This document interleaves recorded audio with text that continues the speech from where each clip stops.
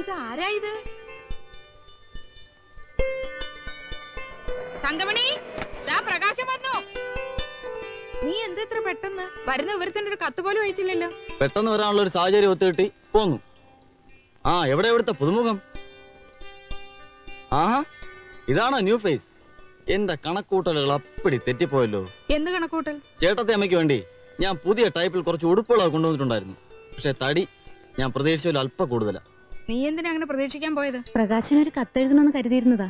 എന്നിട്ടെന്താ ഇല്ലെന്റെ കിട്ടിയില്ലേ? അല്ല, ഇത്ര പെട്ടെന്ന് വരുമെന്ന് വിചാരിച്ചില്ലല്ലോ. എത്ര ദിവസത്തെ ലീവ് ഉണ്ട് പോനെ? ധാരാളം.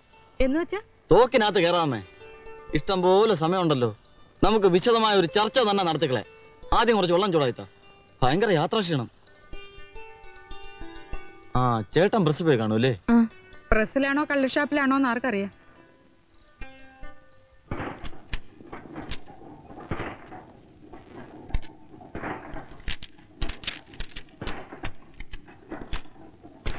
സാറേ, സാറിന് തലവേദന ഒന്നുമില്ലല്ലോ? തലവേദന? അല്ല, ആദ്യമായിട്ടാകുമ്പോ തലവേദനയും ക്ഷീണമൊക്കെ ഉണ്ടാവും. പിന്നെ പിന്നെ ശരിയായിക്കോളും.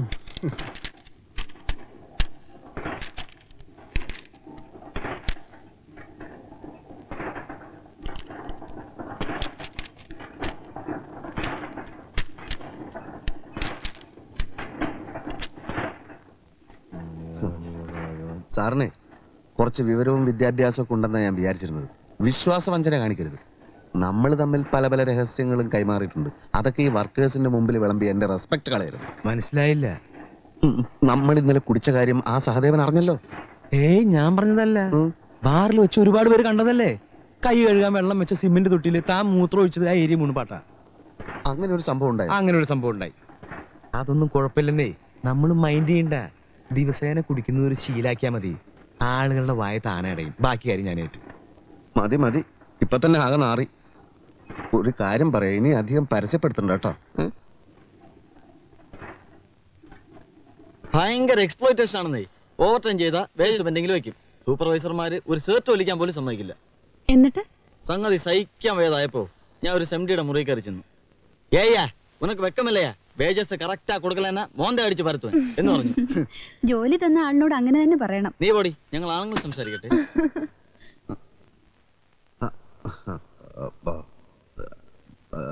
നീ എപ്പോൾ വന്നു? ഉച്ചയ്ക്ക്. നിന്റെ ജോലിയും താമസവും ഒക്കെ സുഖമായിരിക്കുമെന്ന് പ്രതീക്ഷിക്കുന്നു. എപ്പോഴാണ് നിന്റെ മടക്കയാത്ര? നീ നിന്റെ ചേട്ടത്തി അമ്മയെ പരിചയപ്പെട്ടില്ലേ? നിനക്ക് മറ്റ് അസുഖങ്ങളൊന്നുമില്ല എന്ന് കരുതുന്നു. ശോഭേ,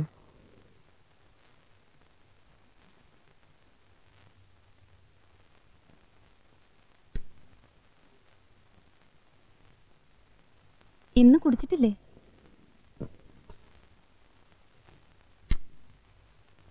നിങ്ങൾ എന്താണ് അവിടെ സംസാരിച്ചുകൊണ്ടിരുന്നത്?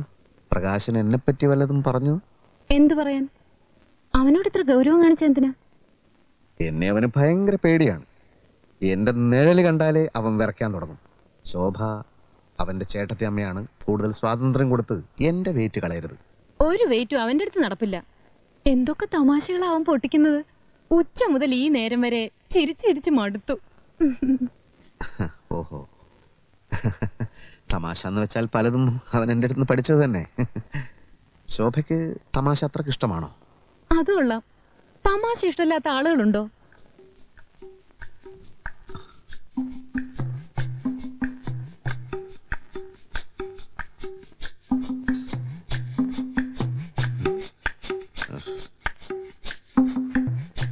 ദാമ്പത്യ ജീവിതത്തില് ഫലിതത്തിന് ഇത്രയും സ്ഥാനമുണ്ടെന്ന് ഞാൻ ഇന്നലെയാണ് മനസ്സിലാക്കിയത്. ഓ ദിനേശ, ആ കുട്ടി ചിരിക്കല്ലേ വേണ്ടു? അതെ. അപ്പൊ പിന്നെ ഇടയ്ക്കിടയ്ക്ക് ഇക്കിളിയാക്കിയ പോരെ? അങ്ങനെയുള്ള ചിരിയല്ല സാറേ. അപ്പൊ സ്ട്രോങ് ആയിട്ടുള്ള ഫലിതം വേണം അല്ലേ? ഫലിതം എന്ന് വെച്ചാൽ പകല് പറയണതുണ്ട്, രാത്രി പറയണതുണ്ട്. രാത്രി ഫലിതം വേണ്ട, പകലത്തേത് മതി. അപ്പൊ പിന്നെ ലൈറ്റ് ആയിട്ടുള്ളത് മതിയില്ലേ? മതി, പക്ഷെ അവള് ചിരിച്ചിരിച്ച് മടുക്കണം. ദിനേശൻ ഒരു കാര്യം ചെയ്യും. ഈ മംഗളത്തിലും മനോരമയിലും വരുന്ന ഫലിത ബന്ധുക്കള് ഒന്ന് വീശി നോക്ക്. അയ്യോ, അത് അവള് വായിച്ചതാണെങ്കിൽ. പുതിയ ലക്കങ്ങളല്ല, ഒരു 10 കൊല്ലം മുമ്പുള്ളത്. എന്റെ കയ്യിലുണ്ട് കുറച്ചൊക്കെ. ഇനി അഥവാ അത് ഏറ്റില്ലെങ്കിൽ പിന്നീട് കുറച്ചെണ്ണം ഞാൻ എഴുതിത്തരാം. എന്തായാലും ദിനേശൻ ധൈര്യമായിട്ടിരിക്കും. പേടിക്കണ്ട. പേടിക്കണ്ട? വേണ്ട, എന്റെ ഉണ്ടേ, ഇഷ്ടം പോലെ ഉണ്ട്. ഉണ്ടല്ലേ? പിന്നെ വീട്ടിലൊക്കെ ഉണ്ട്. വാ. ഉം.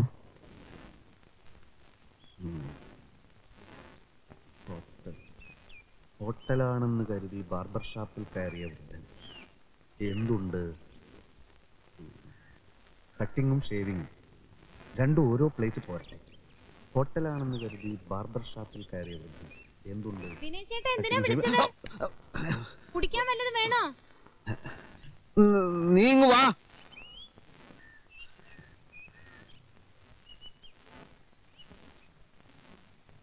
ഇതെന്തിനാ ഇവിടെ വന്നിരിക്കുന്നത്? വല്ല രഹസ്യമുണ്ടോ? ഹേയ്, ഭാര്യയും ഭർത്താവും ഒക്കെ ആവുമ്പോ അവർക്ക് അവരുടേതായ ചില തമാശകളും കാര്യങ്ങളും ഒക്കെ ഉണ്ടാവുമല്ലോ. എനിക്കാണെങ്കിൽ ഒരുപാട് തമാശകൾ പറയാൻ അറിയാം. പക്ഷെ അമ്മയുടെ തങ്കമണിയുടെ മുമ്പിൽ വെച്ച് നമ്മള് എന്നെ എന്തിനാ ഇപ്പൊ വിളിച്ചത്? ഞാൻ തുണി കഴുകാണ്. അത് നമുക്ക് പിന്നെ കഴുകാലോ. അതിന് മാത്രമുള്ള പ്രശ്നം എന്താ? പ്രശ്നമല്ല, ചില നർമ്മ സംഭാഷണങ്ങൾ, ചില തമാശകൾ. ഞാനിപ്പോ പ്രസ്സിൽ വെച്ച് ഇങ്ങനെ ഇരിക്കുന്ന സമയത്ത് പെട്ടെന്ന് എനിക്ക് ചില തമാശകൾ തോന്നി. അതോടനെ ശോഭയോട് വന്ന് പറഞ്ഞിട്ട് പോകാമെന്ന് കരുതി. എന്ത് അങ്ങനെ തമാശ? തമാശ എന്ന് വെച്ചാൽ ഒരു വൃദ്ധനെ പറ്റിയാ. ഏത് വൃദ്ധൻ? ഒരു വൃദ്ധൻ. ഈ വൃദ്ധൻ ഹോട്ടലാണെന്ന് കരുതി ഒരു ബാർബർ ഷാപ്പിൽ കയറി. അപ്പോൾ വൃദ്ധൻ ബാർബറോട് എന്തുണ്ട്? അപ്പോൾ ബാർബർ കട്ടിങ്ങും ഷേവിങ്ങും. അപ്പോൾ വൃദ്ധൻ രണ്ടും ഓരോ പ്ലേറ്റ് പോരട്ടെ.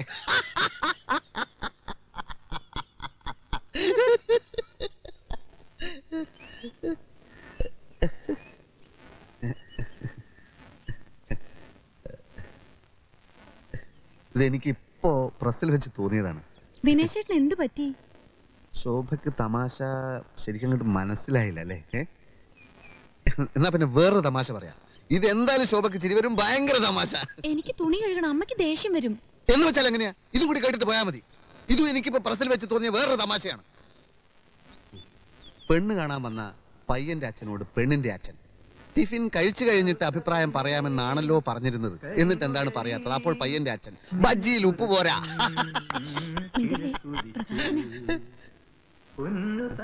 എന്ത് ശബ്ദാന്നറിയോ?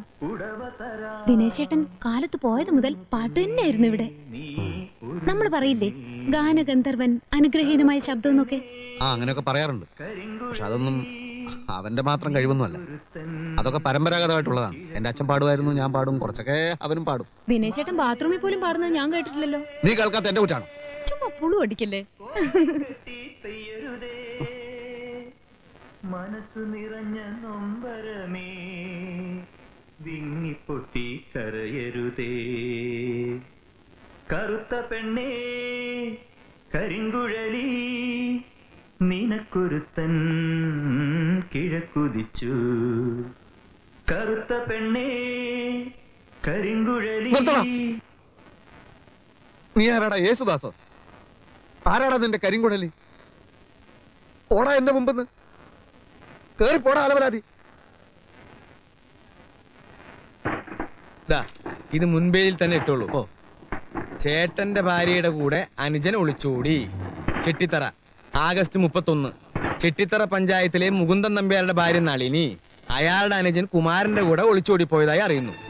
ഗൾഫിലായിരുന്ന കുമാരൻ നാട്ടിലെത്തി കല്യാണാലോചന നടത്തുന്നതിനിടയിലാണ് ചേട്ടന്റെ ഭാര്യയുമായി പ്രേമത്തിലായത്. ഇതുകൊണ്ട് കമ്പോസ് ചെയ്തോളൂ. ഇതൊക്കെ സത്യം തന്നെയാണോ സാറേ? പിന്നെ ഇങ്ങനൊക്കെ നടക്കൂ? എടോ, സമയവും സന്ദർഭവും ഒത്തുവന്ന അനുജൻ ചേട്ടന്റെ ഭാര്യയെ തട്ടിക്കൊണ്ടുപോകും, ചേട്ടൻ അനിയന്റെ ഭാര്യയെ തട്ടിക്കൊണ്ടുപോകും. അതിപ്പോ തന്റെ ഭാര്യ ആയാലും ശരി, എന്റെ ഭാര്യ ആയാലും ശരി, സാഹചര്യം കിട്ട ഏത് പട്ടിയുടെ കൂടിയും പോകും അല്ലേ? ആ ആ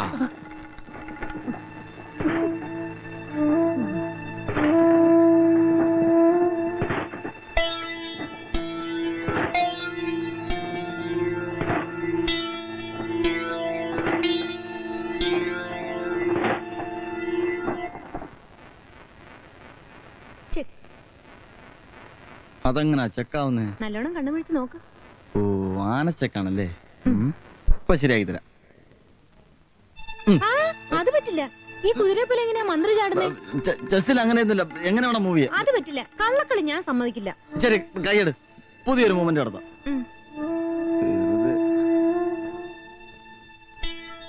ഇവൻ എന്തൊരു കള്ളനെന്നറിയോ? കണ്ണു തെറ്റിയ കള്ളക്കളി. ചേട്ടത്തി മോശമൊന്നും അല്ല. പ്രകാശ, ഒരു ചെറിയ കാര്യം പറഞ്ഞോട്ടെ? ദിനേശേട്ടൻ ചായ വേണോ? വേണ്ടി വന്നേക്കും.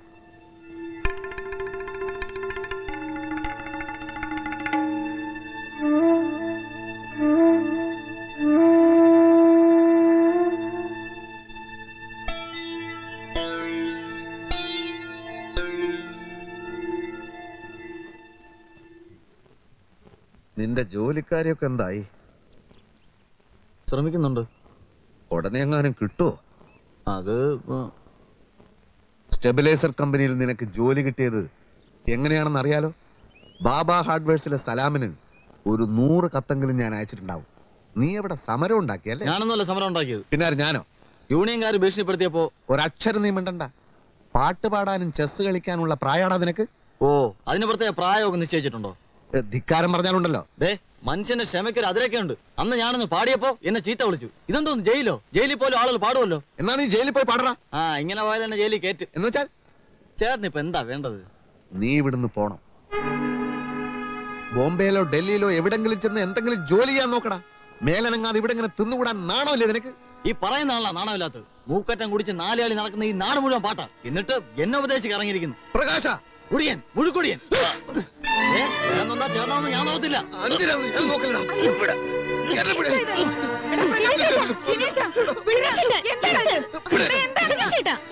ഞാൻ എന്ത് ചേട്ടാ എന്റെ തലേ കയറുന്നു? കുറച്ചു ദിവസമായി തുടങ്ങിയിട്ട്. ഞാൻ ഈ വീട്ടിൽ നിന്ന് പോണോന്ന്. ഇവരെന്നെ തള്ളുകുടിയെന്ന് വിളിച്ചു. വിളിച്ചാൽ എന്താണോ തെറ്റ്? നീ കുടിച്ചിട്ടല്ലേ? കുടിച്ചങ്ങ് കുടിച്ചു.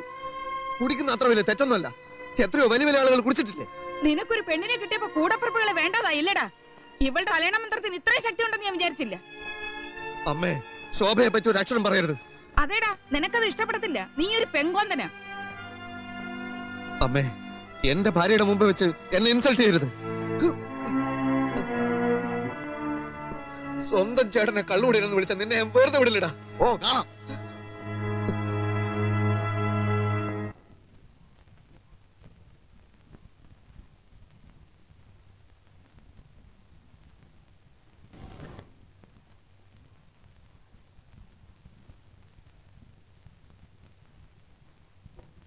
വർക്ക് ചെയ്ത് ക്ഷീണിച്ച് അവശനായി വരുന്ന ഒരു ഭർത്താവിനോട് ഒരു ഭാര്യ ഇങ്ങനെ പെരുമാറുക? ഒരാശ്വാസവാക്ക്, മനസ്സ് കുളിർപ്പിക്കുന്ന ഒരു പുഞ്ചിരി, അല്ലാതെ മുഖവും കുറിപ്പിച്ച് അകത്ത് കയറിയിരിക്കല്ല വേണ്ടത്. ദിനേശേട്ടാ, ഞാൻ വന്നേ പിന്നെ ദിനേശേട്ടൻ വല്ലാതെ മാറിയിട്ടുണ്ടോ? അമ്മയെ പറ്റിയോ മറ്റുള്ളവരെ പറ്റിയോ വല്ലപ്പോഴും ഞാൻ കുറ്റപ്പെടുത്തി സംസാരിച്ചിട്ടുണ്ടോ?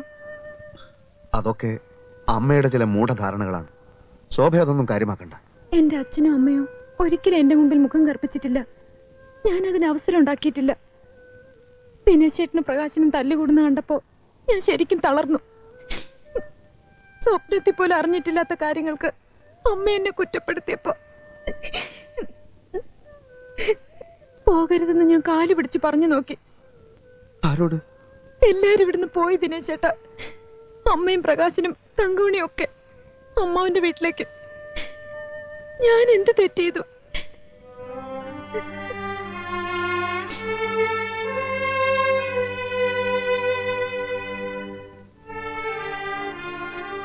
ശോഭ ഒരു തെറ്റും ചെയ്തിട്ടില്ലെന്ന് എനിക്കറിയാലോ.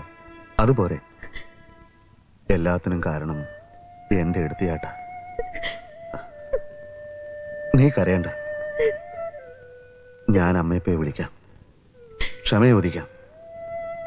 തെറ്റുകാരൻ ഞാനാണ്, വേറെ ആരുമില്ല.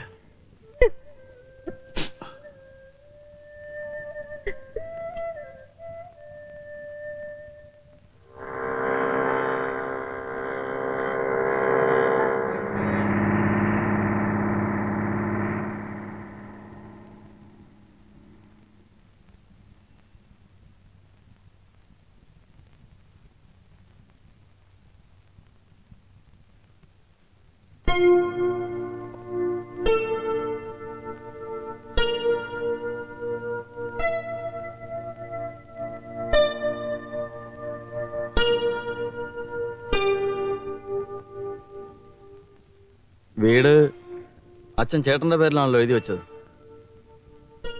എന്റെ പേരിൽ പ്രസ്സുള്ളപ്പോ ഞാൻ ഈ ബോംബെയിലും ഡൽഹിയിലും ഒന്നും പോയി അലയേണ്ട കാര്യമില്ല. ഇനി പ്രസിന്റെ കാര്യങ്ങളോർത്ത് ചേട്ടൻ ബുദ്ധിമുട്ടണ്ട.